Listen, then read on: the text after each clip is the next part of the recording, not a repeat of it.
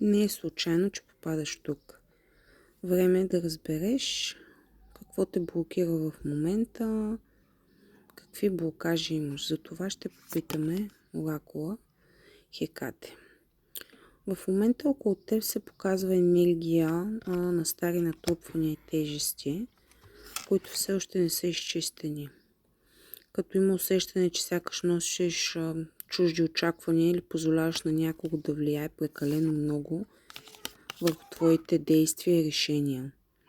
Показва се и вътрешен дисбаланс. Емоциите и мислите ти не са в пълна хармония, което забавя развитието ти.